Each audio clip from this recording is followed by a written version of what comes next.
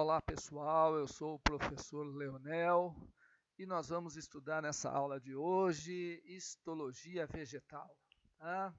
Então esse é o assunto, né? Bastante interessante, que mostra aí como são formados os tecidos vegetais. Então, quais são os principais tecidos encontrados no corpo de uma planta? Primeiramente, a gente tem que saber que os tecidos vegetais, eles são bem diferentes quando comparamos com tecidos animais. Nos tecidos animais, obrigatoriamente, todos eles são formados por células vivas.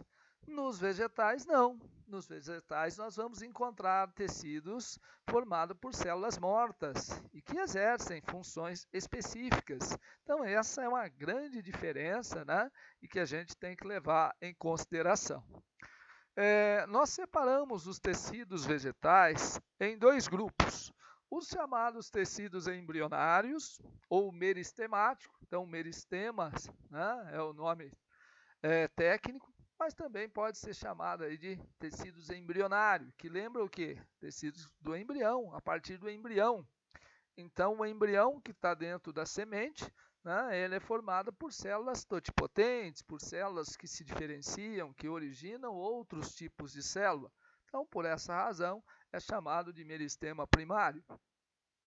E nós temos os meristemas secundários também, né, são aqueles já em tecidos que são responsáveis, né, pelo crescimento em espessura, que nós vamos encontrar em plantas adultas. Então, meristema primário está presente em todas as espécies vegetais, né, desde as briófitas até nas angiospermas dicotiledôneas, enquanto que os meristemas secundários eles fazem parte das gimnospermas e angios dicotiledôneas. Bom, em relação aos tecidos adultos, nós separamos os tecidos de proteção ou tecidos de revestimento, então começando de fora para dentro, né? Dentro dos tecidos de revestimento, nós vamos ter a epiderme e o súber. A epiderme está presente nos ramos jovens, tanto nas folhas, né, frutos, flores, raízes jovens, caules jovens, e o súber já nos tecidos mais velhos, principalmente nos caules do tipo tronco. Os tecidos de sustentação são aqueles tecidos que mantêm a planta em pé, né? Então, nós temos o coolênquima, que é formado por células vivas, dão flexibilidade, né? Estão presentes nos ramos jovens, e enquanto nós temos o esclerênquima, que formam as fibras, né? Corresponde às células mortas, impregnadas com ligninas, que dão já a parte rígida, a parte que aparece no caso, né, nos órgãos idosos. Os tecidos de condução, então, é um parâmetro muito importante dentro da separação dos grupos vegetais, né? Nós temos aí as briófitas, que são avasculares, justamente porque não apresentam esses tecidos condutores, e nós temos das pteridófitas para frente os vasos condutores, que são formados basicamente por dois tipos de tecido. O xilema, formado por células mortas, impregnadas com lignina, que é responsável aí pelo transporte da seiva bruta, ou seiva inorgânica, né, das raízes para a parte aérea, enquanto que o floema ele é um tecido formado por células vivas, que, de uma maneira geral, ele transporta a seiva, né, elaborada das folhas para outras regiões da planta. Tá? E nós temos os tecidos de preenchimento, que corresponde a um grupo de tecidos, né, que exercem diferentes funções, desde fotossíntese, né, quando estão presentes aí na folha, os famosos parênquimas clorofilianos, né, que são representados basicamente por dois tipos, pelo parênquima palissádico e o parênquima lacunoso, e temos outros tipos de parênquimas relacionados com armazenamento de amido, armazenamento de água, de ar, que exerce aí funções específicas dentro de diversas espécies vegetais. Então, é assim que nós separamos os tecidos vegetais, é assim que nós estudamos a histologia, né, das plantas. Bom, vamos dar uma passada no tecido meristemático, né, com mais detalhe. Então, aquele tecido embrionário. Eles são formados por células indiferenciadas, células que têm uma alta capacidade de realizar mitose, né, que têm uma alta capacidade de se diferenciar, de originar outros tecidos, por isso que é chamado de tecido embrionário. E nós separamos, né, em meristemas primário e meristema secundário. Então, essa diferença, né, o tecido meristemático primário, como eu já disse, ele está presente em todas as espécies vegetais, ele é responsável pelo crescimento em altura. Onde eu encontro esse tecido? No embrião, eu encontro ele nas extremidades dos vegetais, ou seja, nas regiões apicais. Então, gemas apicais na pontinha dos galhos, na pontinha da raiz, né, nas gemas laterais. Então, é aí que eu encontro o meristema primário. O meristema secundário, ele está ao longo do caule, né? Ele é responsável pelo crescimento em espessura, né? Pelo crescimento secundário que nós chamamos. Aqui nós temos embaixo aí alguns exemplos desses tecidos, né? No caso, meristemas primários, que vão dar origem a outros tecidos. Então, por exemplo, o câmbio, né, o felogênio, são meristemas secundários, então, formado a partir aí de, né, tecidos geralmente adultos, parcialmente diferenciados, e que vão dar origem aí a vasos condutores, vão dar origem ao suber, ao feloderme. E nós temos, né, o periblema, o meristema fundamental, que vai dar origem a tecidos de sustentação, como a esclerênquima, né, polênquima, e o procâmbio, que também vai originar aí o câmbio, tá? E o dermatogênio ou protoderme, que vai dar origem a um tecido de revestimento, que é a epiderme. Então, esses são aí as principais características, né, desses tecidos chamados de tecidos meristemáticos. Bom, é importante a gente saber as características de uma célula de um tecido meristemático. Ela é uma célula diferente de uma célula adulta, né?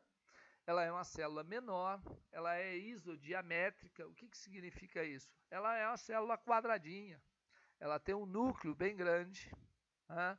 Ela tem um número grande de vacúolos, só que esses vacúolos são pequenininhos, né? E ela tem uma parede celular, né, com menos celulose, então ela é uma parede fina, delgada, que nós chamamos. Quando essa célula se diferencia, então aí nós temos na imagem uma célula parcialmente diferenciada. Note que a parede celular ela já está muito mais espessa, ela está muito mais grossa, porque ela tem mais celulose. O vacúolo já virou um vacúolo grandão, né? Houve o que nós chamamos de coalescência, ou seja, aqueles vacúolos pequenininhos, eles foram se juntando e formaram um ou dois vacúolos bem grandes, né? O núcleo, né, veja que ele já é irrisório em relação ao tamanho da célula, né? Então, mostrando, ela já não é mais uma célula isodiamétrica, né? Essa é uma célula retangular ou pode se tornar uma célula hexagonal, dependendo aí do tecido. Agora é interessante a gente observar essas duas palavras que estão no meio aí, indicado pela seta. Então, nós temos aí a diferenciação, que é justamente o tecido meristemático se diferenciando, formando outro tipo de célula. E nós temos a palavra desdiferenciação, que é uma exclusividade que nós vamos encontrar nos vegetais. O que significa isso? uma célula parcialmente diferenciada, ela pode voltar a atuar como um tecido meristemático. Tá? Ela pode se diferenciar e originar aí novos tecidos dependendo da situação. Então, isso nós chamamos de desdiferenciação. Né? Um fenômeno muito interessante aí dentro dos vegetais. Bom, então, só resumindo, característica das células, intensa atividade mitótica, aí nós temos figuras de mitose, que a gente usa esse termo, é muito comum nos vestibulares, né? Células pequenininhas, eu usei até aquele termo isodiamétrica, quer dizer, tem o mesmo diâmetro, ela é quadradinha, parede celular delgada, ou seja, fininha, e o núcleo bem desenvolvido, grandão, em relação ao volume celular. E os vacúolos? E os vacúolos são pequenos. Então, essas são as características de uma célula meristemática. Separamos aí, então, o meristema primário. Eu já disse a vocês que ele está nas extremidades, por isso que a gente chama de região apical, né, ou pontos vegetativos. Então, a partir do embrião, por isso que chamamos também de tecido embrionário. Então, a partir desse tecido, né, vai ser formado aí praticamente todos os demais tecidos. Né? Então, eles são responsáveis pelo crescimento aí dos órgãos dos vegetais. Então, o crescimento primário que nós chamamos. Já o meristema secundário, ele é responsável pelo crescimento, né, em espessura. E os dois exemplos clássicos de meristema secundário é o câmbio, né, aí a gente chamou de câmbio vascular ou simplesmente câmbio, e o felogênio, que, mais uma vez, eu repito, ele está presente nas gímeno e nas angiospermas dicotiledôneas. Monocotiledônea não tem. Então, uma palmeira não apresenta, né, câmbio e felogênio. Então, ela não tem um crescimento em espessura, não cresce para os lados, tá certo? Então, meristemas primário, meristemas secundário. Crescimento em comprimento, né? A gente usa o termo até longitudinal, e crescimento lateral, crescimento em espessura. Bom, aqui nessa imagem, eu mostro para vocês essa plantinha da esquerda, aqui esse desenho de uma plantinha, né? E essa extremidade é a região apical, então aqui é a pontinha do vegetal, é aqui que está o tecido meristemático. Nas gemas laterais, aqui ó, na base dessas folhas ou desses raminhos, nós podemos também ter, então, gemas laterais, né? E na pontinha das raízes, aqui ó, nessa região, nós vamos encontrar aí também tecido meristemático. Então, tem uma região que a gente chama de zona de crescimento, né, ou região de crescimento, ou de distensão. Então, aqui ó, na pontinha dela, nós vamos, não na ponta propriamente dita, que é a coifa, né, mas aqui nós vamos encontrar aí o meristema. Então, células meristemáticas responsáveis pelo elongamento aí das raízes, tá? Então, nas extremidades dos vegetais, então gemas apicais, gemas laterais e no próprio embrião. O meristema secundário, então aqui nós temos um corte numa raiz lenhosa, né? Essa mesma representação poderia ser num caule do tipo tronco, mostrando aí justamente o felogênio e o câmbio. Então, o felogênio está aqui em cima, né, representado por essa camada de células em amarelo, e aqui nós temos o câmbio, representado também por essa camada de células em amarelo. Bom, esses dois tecidos são tecidos de crescimento, são tecidos meristemáticos, só que meristema secundário. Então, eles vão proporcionar o que nós chamamos de crescimento em espessura. Então, aqui, olhando o felogênio, ele cresce para fora, originando um súber, que é um tecido de revestimento, é um tecido morto. Ele cresce para dentro, originando o felogênio, que é um tecido vivo. Tá? E aí nós temos aqui o floema e temos em azul o xilema. E no meio, separando os dois, nós temos o câmbio, né? Então, assim como o felogênio, o câmbio cresce para dentro, dando origem ao xilema, e cresce para fora, dando origem ao floema. Então, o floema ele é um tecido condutor que está localizado mais externamente em relação ao xilema. O xilema está mais no meião da nossa planta, tá?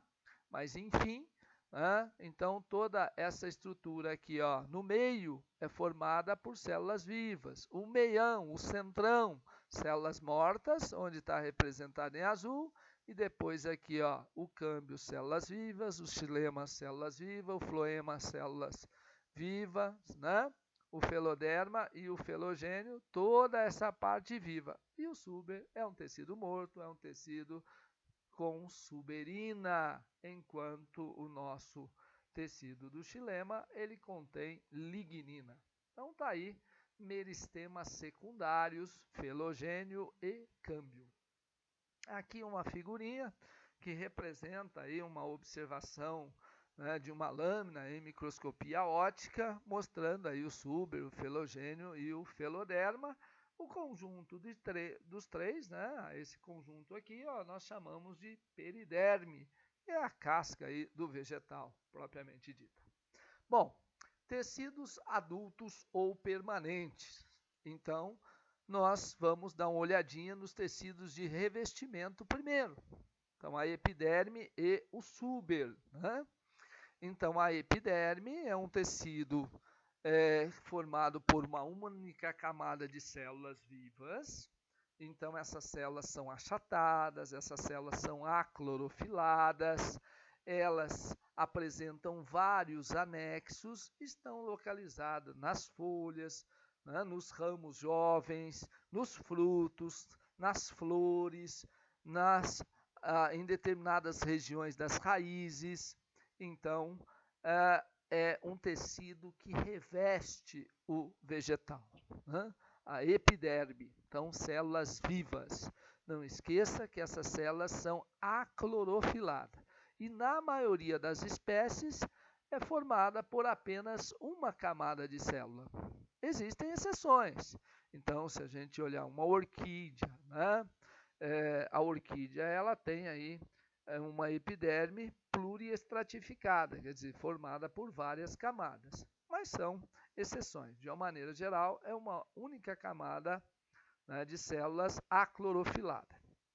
Em relação aos seus anexos, são células da epiderme que modificam e exercem diferentes funções. Então, dos anexos, os mais famosos são os estômatos. Todas as espécies vegetais têm os estômatos, desde as briófitas. Então, os estômatos são válvulas que regulam, que controlam as trocas gasosas, a entrada de gás carbônico e a saída de vapor d'água. Tá? Nós temos, né, a cutícula, que é uma camada de cera que funciona como impermeabilizante, então está presente também em todas as espécies vegetais. Algumas espécies têm uma maior quantidade, outras menor quantidade, mas ela está presente. Aí temos hidatódios, que não estão presentes em todas as espécies, né? Que é uma modificação de estômago que libera água na forma líquida. Os acúlios são falsos espinhos, que auxiliam na proteção, e os pelos ou tricomas, que estão presentes em praticamente todas as espécies vegetais. Então, nas raízes, existe uma região chamada zona pilífera, onde ocorre justamente aí a presença de células com esses pelos para aumentar a absorção, a área de contato, né, facilitando a absorção. Podem estar presentes em outras estruturas, como nas folhas, né, servindo de proteção, em caules jovens, liberando certas substâncias, certas secreções vegetais, às vezes em pétalas de flores. Então, nós podemos aí encontrar nos diferentes órgãos vegetais essa modificação, esse anexo aí da epiderme que a gente chama de pelo ou tricoma. Aqui, em detalhes, né, as funções exercidas pelos principais anexos da epiderme. Então, o estômato você tem que sempre lembrar dele, né? Nós vamos estudá-lo na fisiologia. Então, são válvulas que vão regular a entrada de CO2 e a saída do vapor da água. Você pode até considerar a saída de oxigênio também, mas a água é mais importante porque ela controla justamente aí o mecanismo de transporte, né, da seiva bruta dentro do vegetal. Os acúlios são falsos espinhos, não estão presentes em todas as espécies. Lembra da roseira, né? Ela apresenta aí os acúlios. Os pelos ou tricomas, então esses, no caso os pelos radiculares, né, eles estão presentes em todas as espécies vegetais, são responsáveis aí pela absorção.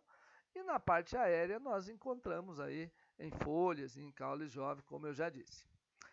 Os hidatórios, esse aparece em algumas espécies para liberar água na forma líquida. Aqui nessa imagem nós temos aí um corte da região pilífera da raiz, ou zona pilífera, né, que é essa aqui. Então aqui você tem a zona de distensão, de crescimento, onde você vai encontrar o tecido meristemático lá dentro. E aqui nós temos, né, os pelos absorventes. Veja como aumenta muito aí a sua área de contato com o meio. Então são prolongamentos das células epidérmicas, né? Então é um pelo unicelular aí que forma toda essa região aqui pilífera, tá? Aqui nós temos a cutícula.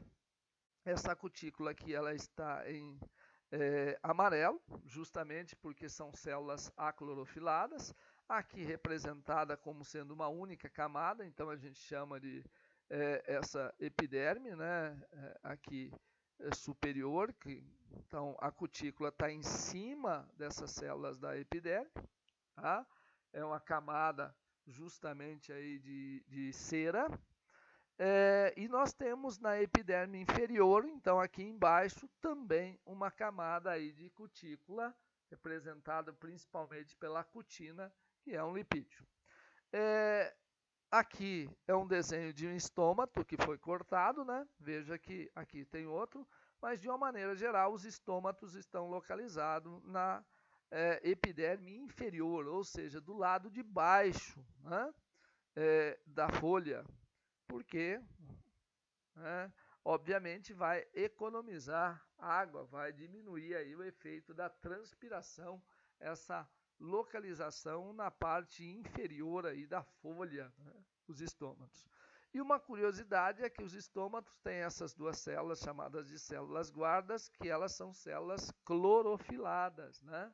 É uma exceção, então, à epiderme. Então, é um anexo que contém células clorofiladas. No meio, entre as duas epidermes, nós vamos encontrar os parênquimas, que é tecido de preenchimento, tá? Que nós vamos falar nele depois.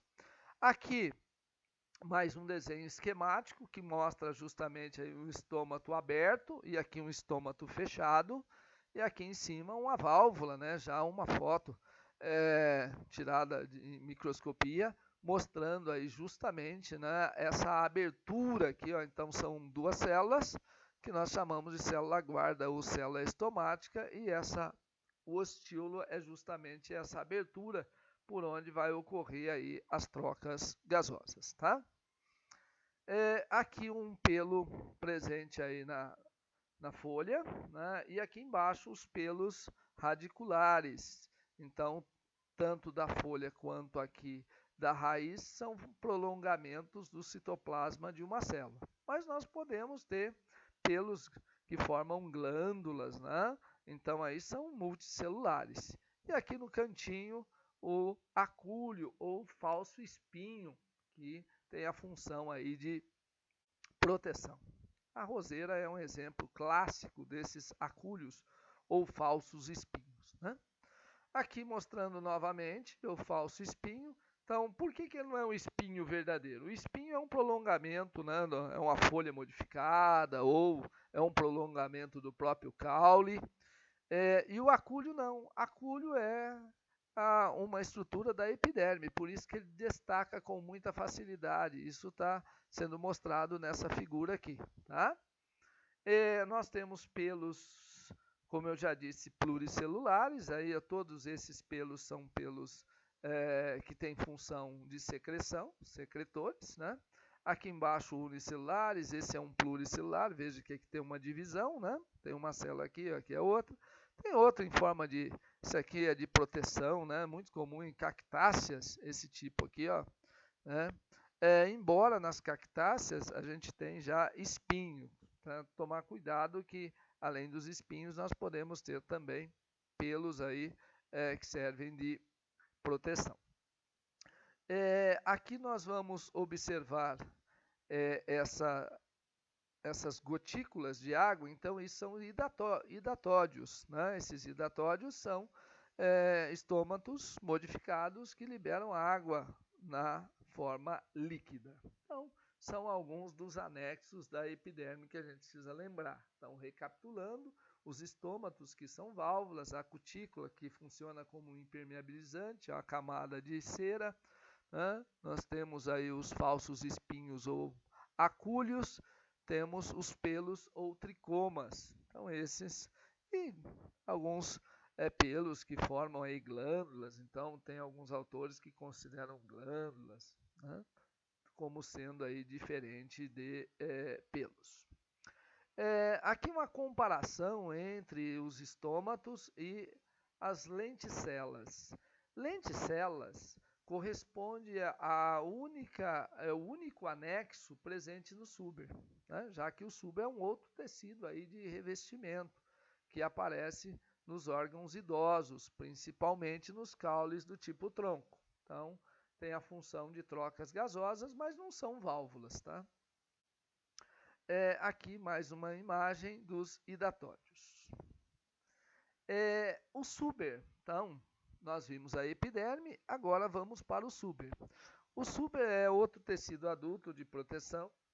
Esse tecido ele é formado por várias camadas de células mortas, suberificadas, né? Ou seja, tem uma substância chamada suberina. Ela é uma substância lipídica impermeável, o que provoca aí a morte da célula. Então, nós vamos encontrar no tronco dos vegetais, né? Então, caules do tipo tronco, né? Árvores de médio e grande porte apresentam aí o suber.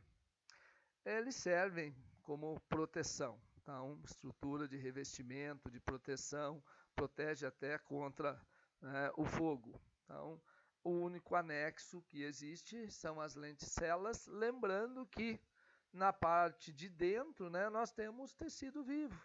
Então, esse tecido vivo precisa de oxigênio, precisa, né, realizar respiração. Então, as lenticelas facilitam essa entrada aí e saída dos gases. Aqui uma outra sequência de imagens que corresponde ao suber. Então, ali nós temos na letra A a cortiça, né? Na letra B nós temos mostrando justamente ali uma região aí do suber, né? Sendo observado de fora. Na letra C, já mais aproximado, nós temos essas ranhuras que correspondem às lenticelas. E na letra D, parte desse suber está se destacando do tronco do vegetal. A gente chama isso de ritidoma. Então, ritidoma é essas regiões de suber que acaba descolando, acaba caindo, se destacando do vegetal. É muito comum aí em jabuticaba, em eucalipto, pau-ferro. Então, na família das mirtáceas, nós vamos encontrar essa característica com frequência aí na maioria das espécies arbóreas. Aqui só para complementação é a cortiça, então a cortiça nada mais é do que suber, né? A cortiça que é utilizada aí para a confecção de rolhas, né? Materiais isolantes que usam aí a cortiça. Então, ela é obtida, né, de uma espécie chamada Quercus suber, né, que é do mesmo gênero aí do carvalho. Bom, passando para os tecidos de sustentação, já que nós vimos revestimento, agora nós vamos ver como que o vegetal para em pé, né? Então, o colênquima e o esclerênquima. Então, o colênquima é formado por células vivas, né? Então, ele aparece nos tecidos jovens. Então, só tem aí celulose como reforço da parede celular. Ele é mais flexível, né? Já o esclerênquima, ele tem fibras com lignina. Então, há uma impregnação de lignina. Então, essas células são mortas, né? Um tecido mais rígido, mas, ao mesmo tempo, né, ele quebra, né? Com mais facilidade, porque ele não é flexível. O outro é flexível, né? Esse, ele tem aí uma maior resistência, só que, né, não apresenta flexibilidade. Então, formado por células mortas, o esclerênquima forma as famosas fibras, tá? Então, vai ser encontrado nos troncos, mas também encontramos em muitas sementes, né? Então, há algumas sementes que são ingeridas por aves. Vamos dar um exemplo aqui, uma semente de goiaba, né? Ela contém esclerênquima, tá? Contém essas fibras. Por quê? Quando ela passa pelo sistema digestório desses animais, né, não é digerido. Então, as sementes acabam, né, se tornando viáveis, mesmo após ter passado aí por dentro do sistema digestório de um animal. Tá? Aí a lignina, que é uma estrutura lipídica extremamente complexa, né, e impermeável, que provoca aí a morte do vegetal. Aqui comparando, né, esses dois tecidos de sustentação, então do lado esquerdo nós temos o colênquima e do lado direito nós temos aí o esclerênquima. Se a gente observar aqui as células, a gente chama essa região de cantos da célula. Então, esses cantos eles são impregnados com celulose. E aqui é uma célula normal, com o seu citoplasma, com o seu núcleo, né? Embora nesse desenho a gente não está observando, mas é uma célula viva. Tá? Agora, se a gente olhar desse lado, aqui não. Basicamente, todo o citoplasma, né, ou a maior porção do citoplasma, foi substituída pela lignina. Então, é uma estrutura extremamente, né, rígida, é uma estrutura morta, então formada aqui por tecido morto. Aqui algumas funções aí do esclerênquima, né? Além da sustentação do vegetal, ele pode ser explorado economicamente. Então, o linho, né, que faz aí o tecido, o sisal, né, a juta, faz, né, determinados, então certos utensílios. Então, são fibras constituídas de esclerênquima, tá? Então, esclerênquima é muito importante aí para a confecção de determinados produtos. Aí mais uma imagem comparando, né? Aqui sim dá para ver que do lado esquerdo nós temos o colênquima, aí ó, tem um citoplasma, aqui um váculo grandão, ó, células com o núcleo, e os cantos, né? Os reforços com celulose nos cantos da célula. Agora do lado de cá, note que praticamente o citoplasma já era, ele não está presente. Então, nós temos essa região interna, que é o lúmen, quase fechadinho, e toda essa estrutura aqui, ela é lignificada. Então, são células mortas, né, formando essas fibras longitudinais. Tá? Às vezes vem aquela pergunta, onde eu vou encontrar isso? Então, no tronco dos vegetais, né, nas áreas onde eu tenho tecidos ou órgãos mais velhos, eu encontro o esclerênquima. E em órgãos jovens, eu tenho o colênquima, tá? Então, nós vamos encontrar aqui, ó, o colênquima nos órgãos jovens e já o esclerênquima em órgãos idosos, né?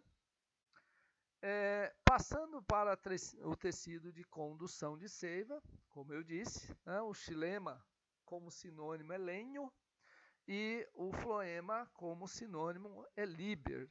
Às vezes a gente encontra uma junção das duas palavras, vasos liberolenhosos. Então, subentende-se que o autor está falando do floema e do xilema, então liberolenhosos, né? E a diferença existente entre eles é a sua constituição, né? Então, o xilema ele é formado por células mortas. Existem dois tipos de células que formam o xilema, que são chamados de elementos de vaso e os traqueídeos, nós vamos ver depois, ambos impregnados com lignina, por isso que é um tecido morto, e ele conduz justamente a seiva bruta, ou seja, a água, né, e os sais minerais do solo para as folhas, então no sentido ascendente. Mas o xilema também exerce uma função aí de sustentação. Ele é considerado um tecido complexo, tá? Porque além justamente aí do mecanismo de transporte, ele também auxilia na própria sustentação do vegetal. O floema ele é formado por células vivas, então também são dois tipos de células, os chamados elementos de tubo crivado e as células vizinhas ou células companheiras, né, que são células vivas. O floema ele é responsável pelo transporte da seiva elaborada das folhas para as raízes, embora em algumas espécies, né, nós temos também a condução, né, de órgãos de reserva presente. Então, vou dar um exemplo aqui, a batata, né, Solanum tuberosum. Então, a batatinha, ela armazena, através do caule chamado tubérculo, amido. E quando ela vai florescer, né, parte desse amido, então, que ficou armazenado, ele é transportado para a parte aérea. Então, quem faz isso é o floema. Então, o floema, ele transporta principalmente na forma descendente, mas em casos especiais pode ser ascendente também. Agora, o xilema é sempre, né, ascendente, ou seja, de baixo para cima, né? A FUVEST já perguntou isso, cuidado, tá? Então, o floema geralmente é de cima para baixo, mas há exceções de baixo para cima também em algumas espécies. Bom, aqui nós temos nesse desenho do canto a parte interna, né, os vasos lenhosos, então aqui é o xilema, aqui várias camadas do câmbio, que é um tecido de meristemático, meristema secundário, e aqui o vaso liberiano, que corresponde aí justamente ao, né, liber ou ao floema, tá? Aqui mostrando justamente alguns tipos de deposição aí da lignina na parede, então em forma de anel ou em espiral, né? Ou aqui, né, cheia de toda perfurada. Então depende aí do tipo de espécie vegetal e da idade do vegetal. Aí nós vamos ter essa diferenciação. Aqui um outro desenho muito comum, né? Então esse desenho eu coloquei para vocês lembrarem o seguinte, ó, isso é uma planta, no caso dicotiledônea, que está mostrando aí, ó, a parte verde são os vasos do floema, que está conduzindo a seiva no sentido descendente, e a parte vermelha, né, a absorção aqui, ó, são no caso, células que correspondem ao tecido do xilema, transportando no sentido ascendente, quer dizer, de baixo para cima. Então, o xilema fica mais internamente e o floema mais externamente. E entre eles, esse círculo aqui corresponde ao câmbio, tá? Bom, tipos de células que vão formar o xilema. Então eu disse que são células mortas, essa maiorzinha aqui é o elemento de vaso, é apenas a carcaça da célula, né? Ela é toda oca, tá? Impregnada com lignina, e aqui os traqueídeos. Esses traqueídeos são mais alongados e mais fininhos. Então, nós temos conjuntos formados por elementos de vaso e traqueídeos intercalando. E além dessas células que se intercalam para formar aí os vasos do xilema, nós podemos ter fibras de esclerênquima, podemos ter parênquimas, né? Então, por isso que é uma estrutura bastante complexa. Esse desenho mostra as células que formam o vaso do floema, ou Liber. Então, são dois conjuntos de células também. Essa do meio aqui, ó, são células vivas, mas anucleada. É uma característica desse tecido. Então, essas células são vivas, mas não tem núcleo. Então, quem mantém, né, todo o metabolismo dela para ela não perecer é justamente as células companheiras. Por isso que ela tem esse nome, célula companheira. Olha o núcleo em azul aqui, ó. São células nucleadas e que inclusive são responsáveis pela manutenção aqui dos elementos de tubo crivado. Aqui nós temos, né, essa placa crivada, então por isso que chamamos de elemento crivado. Então tem uma placa aqui, ó, que liga essas duas células, né? Aqui tem uma substância chamada calose, e esses orifícios que permitem aí o deslocamento dessa seiva, né, é chamado de plasmodesmos. Então, são regiões que se ligam de um citoplasma de uma célula, né, ao citoplasma da outra. Então, caracterizando aí justamente, né, essa passagem por meio aí de uma célula para outra, tá? Então, inclusive o sentido da seta aqui, precisa tomar cuidado, como disse em algumas situações, pode ser ascendente também. Então, essas células constituem aí o tecido, né, chamado floema. Bom, chegamos aos parênquimas, que correspondem aos tecidos de preenchimento. Então, nós temos vários tipos de parênquimas, né, localizados em diferentes regiões dos vegetais. Então, nas folhas, nas raízes, né, em frutos, nos caules. Então, nós vamos encontrar aí, é um tecido, como o próprio nome conta, preenchimento. Então, ele aparece entre outros tecidos. Geralmente, são formados por células vivas. O mais abundante é o parênquima clorofiliano, também chamado de mesófilo foliar. Então, é aquele que está entre as duas epidermes, né, responsáveis pela realização da fotossíntese, tá?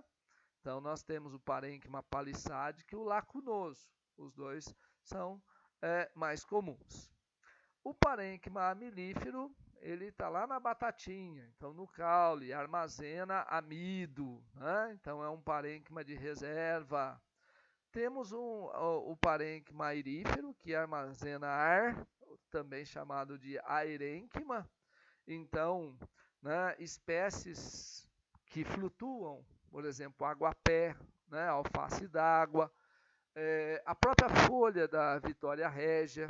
Então, apresenta, né, regiões com parênquima airífero, que armazena aí, ar. E nós temos nas cactáceas parênquimas aquífero, que armazenam água. Então, né, as chamadas plantas xerófitas, né, que desenvolvem aí ambientes áridos, então elas precisam ter um aporte aí para armazenar água. Então, o parênquima aquífero, ele cai bem nessas espécies vegetais. Então, são tecidos de preenchimento. Aqui, né, representando aqui um corte num fragmento de uma folha. Então, nós temos o parênquima palissádico, que é essa parte de cima, parece uma paliça, né? São todas células, né, paralelas que formam esse tecido. Então, todas elas clorofiladas. E aqui embaixo o parênquima lacunoso. Veja que ele tem esse nome porque tem espaços entre as células, né? Elas não são células uniformes, né? Então, daí o nome parênquima lacunoso. E aqui nós temos um feixe vascular com os vasos condutores aqui no centro, xilema e floema, e temos uma bainha aqui, né, que é uma camada de célula que está presente aí ao redor, né, formando uma nervura de uma folha vegetal. Aqui embaixo, sendo representado a epiderme inferior, do lado de cima a epiderme superior, né, e aqui os estômatos, inclusive aí o ostíolo. Então, né, a folha, essa região aqui, ó, parênquima palissádico mais lacunoso, nós chamamos de mesófilo foliar. Né? Então, é onde ocorre aí, basicamente a fotossíntese. Em relação aos tipos de mesófilo, as dicotiledôneas, né, essa imagem que nós acabamos de ver na figura anterior, representa aí uma dicotiledônea. Então, é chamado de mesófilo assimétrico. Por quê? Porque nós temos um parênquima palissádico e um parênquima lacunoso. Então, não há simetria, é assimétrico. Nas monocotiledôneas, nós podemos ter um parênquima simétrico. Por quê?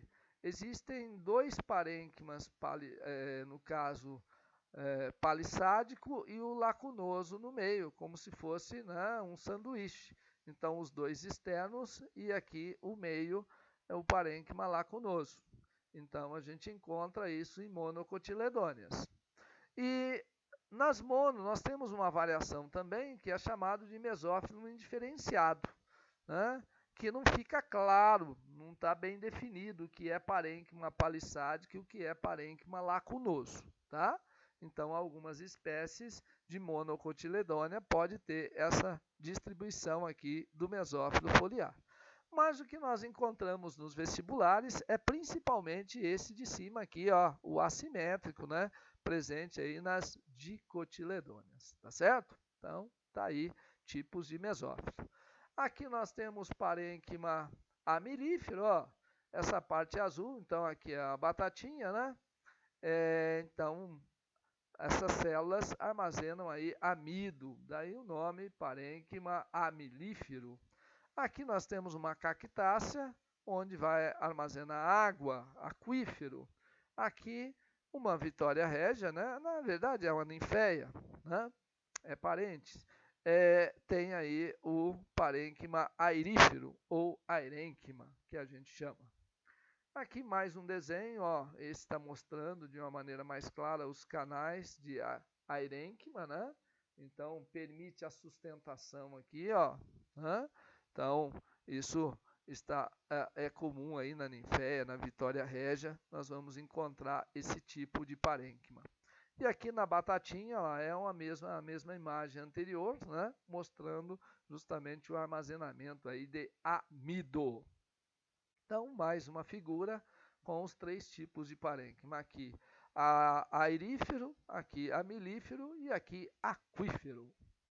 Essa imagem eu coloquei para finalizar com ela, porque é uma imagem muito comum em questões vestibulares.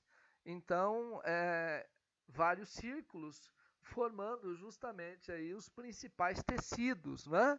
Então, de fora para dentro, o suber, tecido de proteção, o felogênio, que é um tecido meristemático, meristema secundário, o feloderma, que é um tecido de preenchimento, né? Depois nós temos o floema, que é tecido de condução, então, o câmbio, que é um tecido meristemático secundário também, juntamente com o felogênio, e o xilema, que é um tecido de condução, tá? E aqui no meio vai formar aquele cerne ou alburno, né? Dependendo da impregnação aí do nosso vegetal. Então, né, não esqueça aí dessa sequência, faz uma forcinha aí para vocês guardar esse tecido. Essa mesma questão, né, se a Unicamp já botou ela aberta, né, perguntando se ela é uma mono ou uma dicotiledônea, né? Então é uma dicotiledônea, ó, tem felogênio, tem câmbio, que são meristemas secundários, responsáveis pelo crescimento em espessura, tá? Então, a gente finaliza essa aula, né, dessa forma, tá ok? Então, valeu, gente. Obrigado.